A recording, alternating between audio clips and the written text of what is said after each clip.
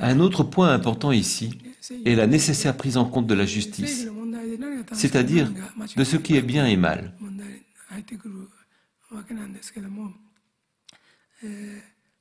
Du point de vue de la justice, il y a globalement deux manières de concevoir les choses dans le monde. L'une est que la justice est entre les mains de Dieu.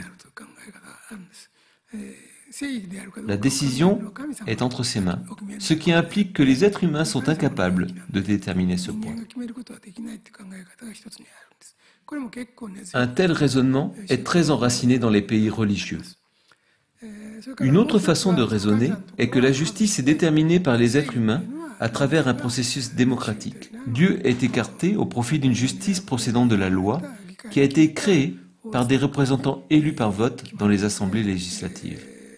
Tout ce qui va à l'encontre de ces lois décidées par la majorité est mal, alors que tout ce qui est en accord avec elles se trouve en conformité avec la justice. Il existe également une position intermédiaire. Certaines nations démocratiques décident de la justice en se fondant sur l'hypothèse de ce que serait la volonté de Dieu. Alors, est-ce Dieu qui détermine la justice ou les hommes? C'est là où les deux jugements de valeur majeure se heurtent en fait. Il y a donc deux approches différentes, toutes deux problématiques. Par exemple, même les membres de l'État islamique se prosternent en priant Allah, tout comme le font les autres musulmans.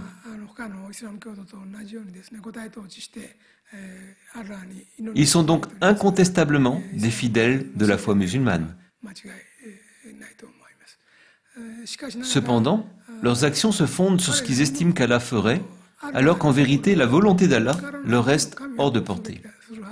Bien qu'ils affirment que la justice procède de Dieu et qu'ils se réclament dans leurs actions de la volonté divine, ils ignorent la volonté de Dieu.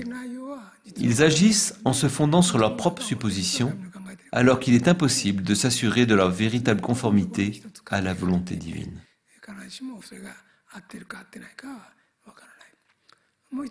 D'un autre côté, des pays comme l'Amérique et le Royaume-Uni conduisent des frappes aériennes contre l'État islamique. La France a aussi déclaré qu'elle enverrait un porte-avions après les fusillades de Paris. L'Australie a également pris part au raid. Fondamentalement, les pays chrétiens ont conclu que le fondamentalisme musulman et les extrémistes islamiques sont mauvais, les séparant de l'islam modéré par une démarcation très nette. En cela réside essentiellement leur analyse. Il y a un autre aspect de l'islam facilement incompris du point de vue occidental. En France, par exemple, le port du foulard est interdit par la loi dans les lieux publics comme les écoles publiques. La vision occidentale de l'islam est que les enseignements empêchent l'accès des femmes au système éducatif et les contraignent à porter un foulard sur la tête, et que les extrémistes et fondamentalistes ont recours aux actes de violence envers ceux qui ne respectent pas ces enseignements.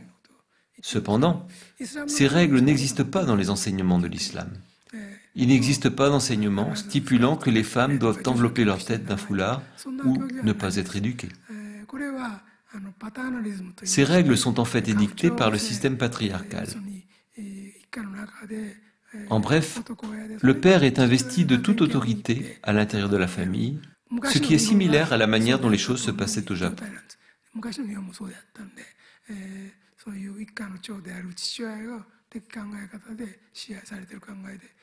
Ces normes résultent d'un schéma culturel, pas des enseignements religieux.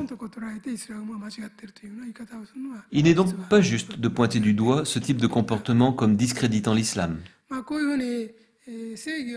La justice contient ainsi beaucoup d'aspects difficiles à trancher, y compris la reconnaissance juste de la réalité. Il est très dur de juger si quelque chose est bon ou mauvais. Il n'y a qu'une seule manière de l'évaluer. C'est d'imaginer ce qui arriverait à la fin si la dynamique de cette action se déroulait jusqu'à son terme.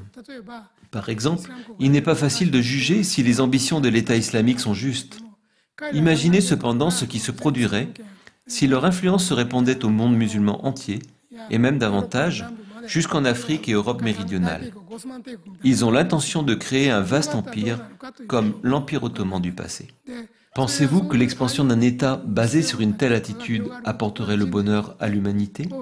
Si vous êtes convaincu que cela causerait à l'humanité plus de misère que maintenant, les actes de l'État islamique devront donc être considérés comme mauvais. Il n'y a rien de mal à cette expansion si elle suscite un déferlement de bonheur. Mais sinon, il faut se positionner contre ces actions néfastes. Il s'agit d'une approche consistant à imaginer si un système engendrerait le bien ou le mal, si d'autres personnes l'imitaient et le généralisaient. L'important est de juger de son impact positif ou négatif basé sur cette projection.